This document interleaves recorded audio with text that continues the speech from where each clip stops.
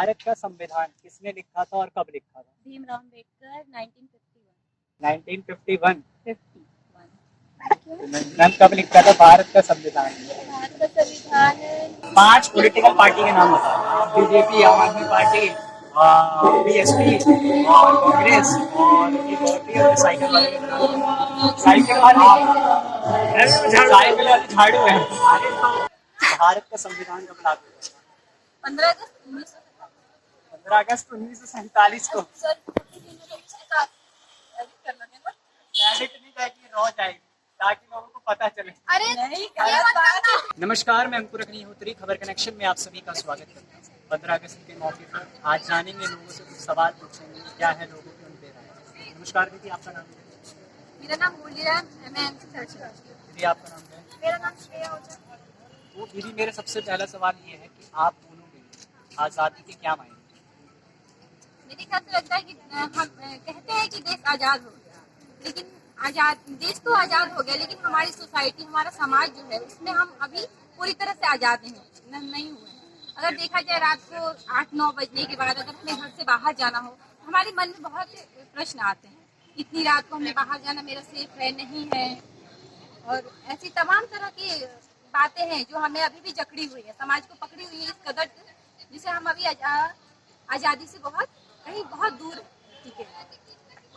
दीदी आपके लिए क्या है आज़ादी के मायने? जैसा कि अभी भी हमारी सहेली ने बताया कि आज़ादी जो है वो सही मायनों में तब हमारे देश में आएगी जब हम अपनी खुद की बनाई रूढ़िवादी सोच से आगे बढ़ेंगे। खास करके महिलाएं केवल 8-9 बजे के बाद सड़कों पर ही नहीं, कहीं ना कहीं अपने घरों में भी सुरक्षित हैं। घरेलू हिंसा का शिकार हो रही औरतें हैं। कई बेटियां हैं जिनको उनके घर वाले पढ़ने नहीं देते क्योंकि उन्हें कुछ लड़के छेड़ के चले जाते। इस तरह की बहुत ही तमाम सारी चीजें हैं जो आज भी हमें रोकती हैं, हमें कहीं ना कहीं जकड़ी हुई है और हमें आज़ादी नहीं मिल पाई है पूरी तरह से। हम अपने देश में रहकर किसी और देशवासी यानी ब्रिटिशर से आज़ाद होने के बावजूद हम आज आज़ाद नहीं।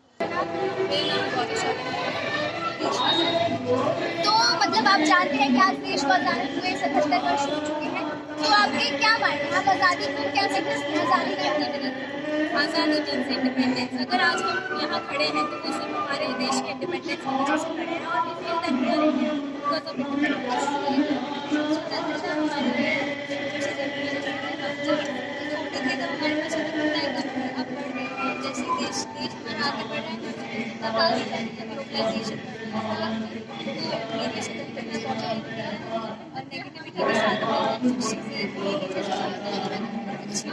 वीरों के अमिट बलिदानों से भारत की माटी चंदन है। देव ऋषि मुनियों की धरती हम करते इसका वंदन है। जिसकी सुंदरता और शौर्य का शत्रु भी करता वर्णन है।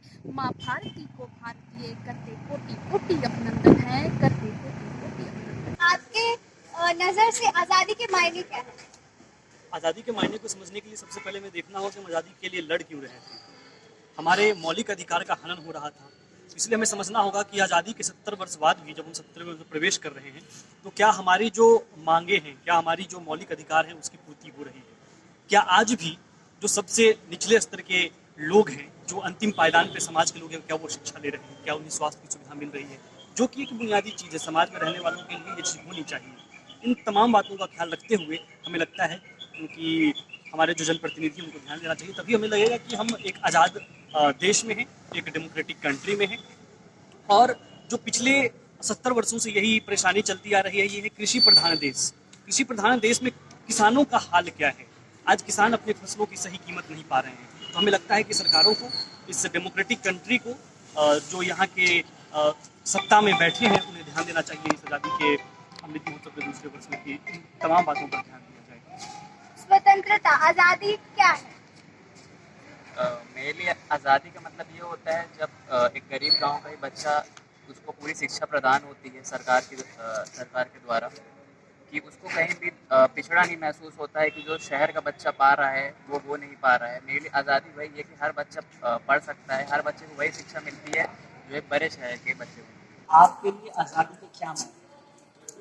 देखो, देश तो काफी साल पहले ही आज़ाद हो गया था, लेकिन आज़ादी का मतलब ये नहीं है कि लोगों की गुलामी और गुलामी जिन्होंने सही वो बेड़ियों को तोड़ देना ही आज़ादी नहीं होती। आज़ादी ये होती है कि हम किस हद तक आज़ाद है, हमारे पास क्या क्या अधिकार है करने के लिए, हम मतलब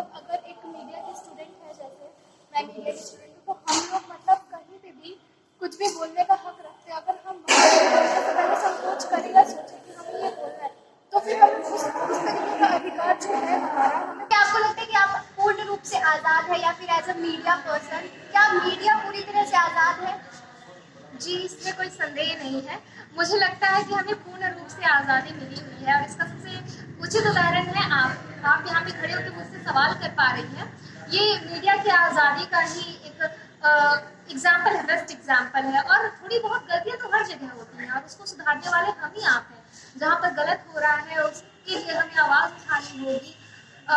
हर जगह नेगेटिव पॉजिटिव चीज़ें होती हैं, तो हमें पॉजिटिविटी को प्रमोट करते हुए जो नेगेटिव चीज़ें हैं उन्हें ज़मीनी स्तर पे खुद से शुरुआत करते हुए उसे ठीक करना होगा। तो बस, तो आपको लगता है यानी हम पूर्ण रूप से आज़ाद हैं? बिल्कुल, हम पूर्ण रूप से आज़ाद हैं, और हमें अपनी आज़ादी का निर्वहन बस सही तरीके से करना होगा। अगर हम अपने आज़ादी का गलत तरीके से इस्तेमाल करेंगे, तब ज़रूर हो सकता है कि हमारी इस आज़ादी से दूसरों की आज़ादी छिन। जाते जाते बस एक छोटा सा रैपिड फायर गेम खेलेंगे। इंडिया के प्रेसिडेंट का नाम द्रौपदी मुर्मू। और इंडिया के प्राइम मिनिस्टर का पूरा नाम क्या है? नरेंद्र दामोदर दास मोदी। भारत का संविधान कब लागू हुआ था? 15 अगस्त 1947। 15 अगस्त 1947 को। एडिट नहीं जाएगी, रॉ जाएगी, ताकि लोगों को पता चले। अरे नहीं, ये मत करना। ठीक है दीदी, उत्तर दीजिए। 26 जनवरी 1950। ये बताओ national language of India. National language of India Hindi. English. National language of India Hindi और इंग्लिश दोनों। लास्ट में मैडम आप लोगों से एक सवाल है कि इंडिया की नेशनल रिवर कौन सी है? आपको मैम? हाँ। इंडिया की प्राइम मिनिस्टर का पूरा नाम है?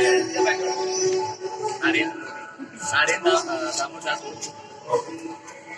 और ये बता भाई, इंडिया के प्रेसिडेंट का नाम क्या है? 5 पॉलिटिकल पार्टी के नाम बताओ।